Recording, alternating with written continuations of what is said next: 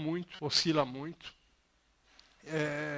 É muito fácil que apareça um novo país produzindo alguma commodity a um preço mais barato. Portanto, de repente, de uma hora para outra, temos como concorrentes países pouco desenvolvidos, às vezes do leste asiático, às vezes da África, que de repente começam a produzir café, soja, laranja, petróleo, ferro. Então, não é bom dependermos desse tipo de produto, que são produtos que não têm valor agregado, não têm conteúdo tecnológico, ou muito pouco. Então, essa é uma grande vulnerabilidade da economia brasileira e latino-americana.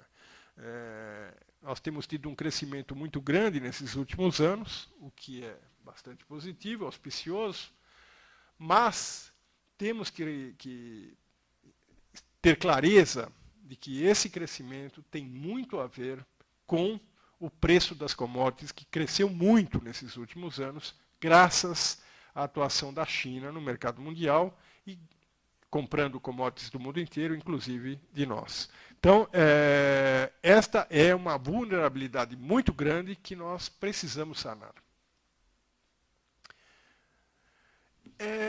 Eu fiquei muito contente quando, agora, foi em junho, o BID lançou este livro, A Era da Produtividade, o BID. E eu vou falar um pouquinho dele. Eu fiquei muito contente porque eu vi uma instituição muito importante como o BID, talvez quem mais entenda de América Latina no mundo seja o BID, o Banco Interamericano de Desenvolvimento, com sede em Washington, publicaram um livro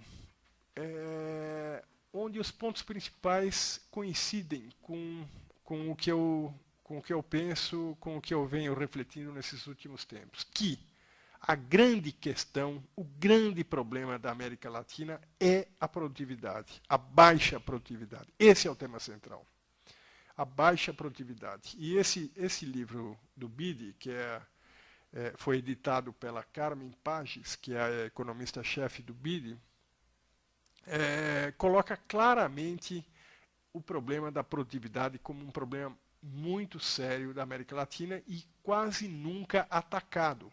Quer dizer, nós nunca demos importância para essa questão da baixa produtividade que nós temos.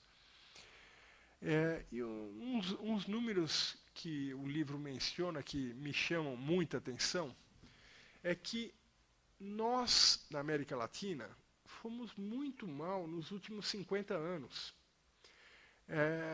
Se nós tivéssemos, por exemplo, na Argentina, crescido as mesmas taxas do resto do mundo, o PIB per capita da Argentina hoje seria de $27.600 e não de 12.300. O mundo inteiro cresceu a taxas muito altas, menos nós e a África. No caso da Venezuela, a mesma coisa. Se a Venezuela tivesse crescido de 60 para cá, nos últimos 50 anos, as mesmas taxas que o resto do mundo, teria hoje uma renda per capita igual a de Israel, que é da ordem de $30.000. Ou seja, o que aconteceu na América Latina nesses últimos 50 anos? Por que nós ficamos próximos da África? Todos os continentes conseguiram ter grandes avanços nesse período. A Ásia, Estados Unidos, Europa, mas nós não. O que acontece? E aí, eu vou então colocar um resumo dos pontos principais levantados pelo livro, né, porque eles são de muitas ordens e o foco da minha apresentação é a questão da inovação da tecnologia. Mas eu queria passar pelas mensagens principais do livro. Quer dizer, o livro foca que a baixa produtividade é a principal razão do atraso da América Latina. E ele busca identificar as causas dessa baixa produtividade. Propõe medidas para aumentá-la. E aí ele lista quais são os gargalos principais da América Latina. Bom, um dos principais é o custo para fazer negócios. Então, e o livro é muito interessante, tem vários exemplos, e ele coloca claramente que nós temos um problema muito sério na nossa infraestrutura, e isso é geral no continente inteiro. A nossa infraestrutura é muito cara e, por isso, é muito caro fazer negócios na América Latina. Os aeroportos são ineficientes, os portos são de baixíssima eficiência, as estradas são muito ruins e, por conta disso, acontecem coisas como um exemplo que eu não trouxe um slide aqui, mas é um exemplo que eu me recordo, é um dado interessante. Comparando a produção de soja no Brasil com os Estados Unidos. O Brasil, a agricultura brasileira, é muito mais eficiente que a agricultura norte-americana. E uma tonelada de soja no Brasil custa $120 no campo, para o agricultor. Enquanto que nos Estados Unidos, a mesma tonelada de soja custa $180, 50% a mais nos Estados Unidos. No entanto, na hora que se transporta essa soja para os portos, para se exportar, a situação se inverte completamente e a soja brasileira acaba ficando mais cara que a soja americana. Essa vantagem que a soja brasileira tinha em relação à soja americana, que era de 120 contra 180, portanto $60 a menos, se perde totalmente a hora que se coloca o custo do transporte e o custo dos portos.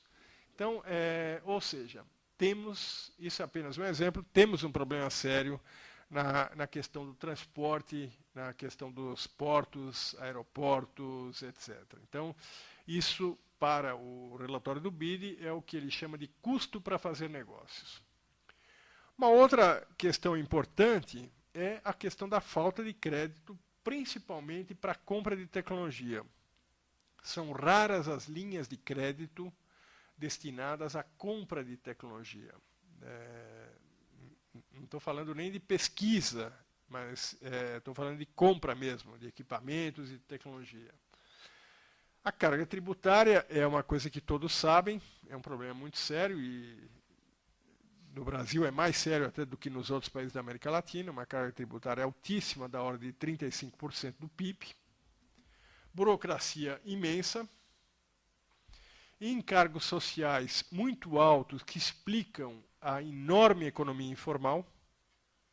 O BID estima que a economia informal brasileira é da ordem de 40% do PIB brasileiro. Portanto, se o PIB brasileiro é de 1,5 tri, hoje, 40% disso, 600 bilhões de economia informal. Uma economia que não arrecada impostos, sobre a qual não existe controle e que acaba prejudicando a outra economia que arrecada impostos e que contribui com as suas obrigações. Existe um problema sério de baixo nível de capacitação da mão de obra. As nossas empresas, principalmente as pequenas, micro e médias, raramente conseguem certificados tipo ISO. E o que é importante para nós, e que eu vou destacar nesse relatório do BID, a questão da falta de inovação. É nesse aspecto que eu vou querer me centrar.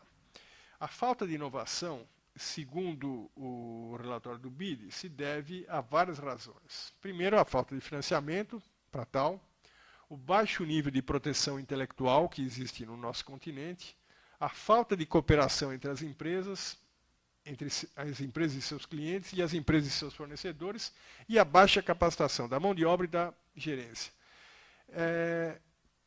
É muito interessante, isso está no relatório do BID, e eu já há muito tempo que eu tenho destacado justamente esses pontos e mais alguns que eu vou citar para vocês daqui a pouco.